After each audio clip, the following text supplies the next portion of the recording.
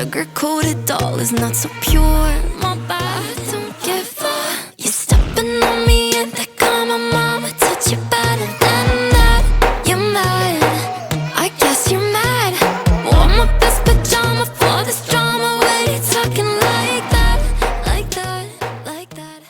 We are going to be taking a deep dive into the mind of a maniac together tonight. It's going to be a doozy. Okay? You remember that third channel that I made out of grief when Ollie passed away and I didn't know what to do with myself? And it was just me driving around with driving sounds, and sometimes I would tell a story here or there or whatever, the history of a place I may have been passing by. And this bitch constantly likes to say bullshit about my vlogging channel, my failed vlogging channel that nobody's watching and blah, blah, blah. Isn't it ironic that your new channel that you are putting all your hopes and dreams on is literally what I did temporarily, unmonetized, with no intention of doing more of them while I was going through the grief of losing my pets? At every turn in her life, Chantal is the victim, no matter how many mental gymnastics she has to perform to make it so. Funnily enough. And some things never change. The eternal victim who never does anything wrong. She's not an animal abuser. It's like the cat's fault and the internet's fault and everything else, right? It's never her fault. She's the victim in every story she tells. Oh boy, Pete's has entered the story. Shannon, I don't know if you're still here. My guess, okay, without knowing, would be it was less she was consistently sleeping with those two guys till the end of high school, and more whenever one of those two guys would like give her the time, she would sleep with whichever one, but not so consistently, and definitely wasn't her choice. Like, oh my god. Happy Good Friday, everybody. Oh, for the love of God, man. Happened after when I went home. I never heard from them again. I never heard from him again. So I'm assuming they found my mess and just were like, screw this chick. I'm not messaging her anymore. Oh my God, doesn't this sound familiar to anyone else? This is like almost exactly the way she told us the Arby's in Lasheen's story. Oh my God, do I have to go in there? No, that's it. It's not even Dee. But it's like, oh my God, it's like the same wording. Do I have to go in there? And claiming that the other one was nasty and had like nasty hygiene. It's like, same words, y'all. Ugh. What do you have as like an appetizer to an Arby's sandwich? Because that's whatever this is. Is that she's having the curly fries now? Ugh. I'm a very sexual person, and I know people stay together out of convenience. They don't want to ruin a family. But I need good sex in my life, and I need passion, and I need attention. And I wasn't getting all those things anymore. And are you getting those things now in your marriage? And did you get those things with Koki? And did you have those things with BB for years? No. Oh, come on. She's always been so full of shit. I need sex and I need that. No. She needs attention. She was telling the truth about the attention. Nothing else really matters to her. Come on. She doesn't, I don't want to say she doesn't like sex, but she probably doesn't really. How much fun can starfishing be? Let's just be honest here.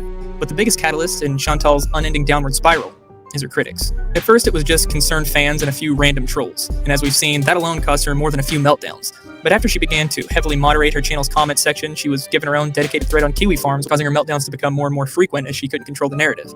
Naturally, this increasingly erratic behavior, along with a daily updated catalog of her every foible just waiting to be monetized, attracted the attention of reaction, commentary, and parody YouTube channels.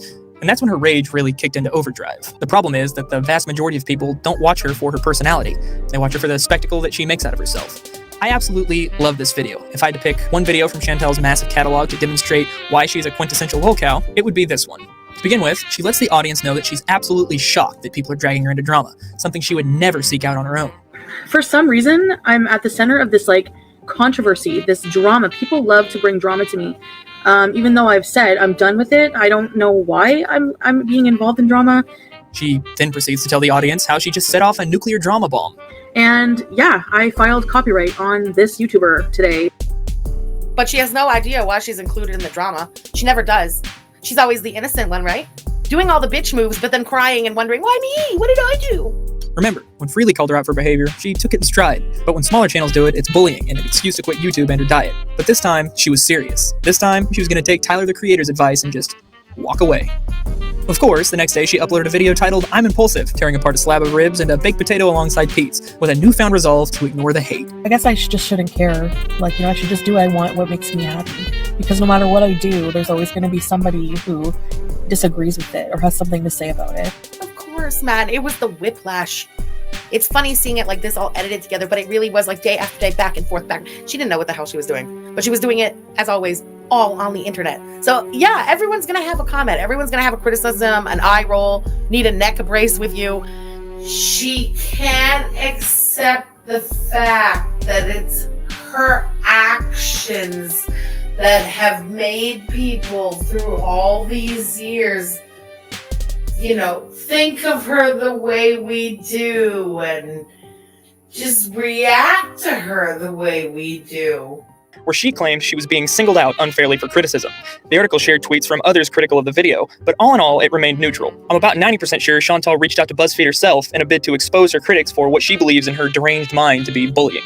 One day later, a second article was released by Insider, originally titled, "YouTuber Criticized for Eating Cheese While Talking About Math," which, as you may have guessed by the title, wasn't as even-handed as the first. Which is probably why the article was swiftly changed to, a YouTuber deleted a video which showed her talking about math while eating cheese, but she called much of the criticism false outrage. And where I'm 90% sure Chantal... False outrage, her favorite thing. Back in the day, this was false outrage. Now, calling her an animal abuser, even though a doctor has confirmed it, false outrage. This is her. It's who she's always been. It's who she'll always be. She's incapable of changing because she's the eternal victim in her own mind. If you don't think you've done anything wrong ever, why would you change your own behavior? You'll just keep looking for excuses as to why everyone else is in the wrong. And that's what she lives her whole life by, right?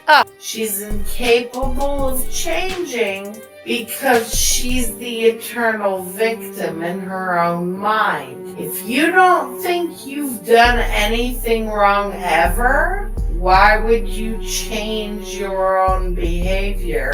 You'll just keep looking for excuses as to why everyone else is in the wrong. And that's what she lives her whole life by, right? That was amazing. Thanks again, everybody, for doing this on this Good Friday. It was a real Good Friday. That was amazing. Holy shit. With me.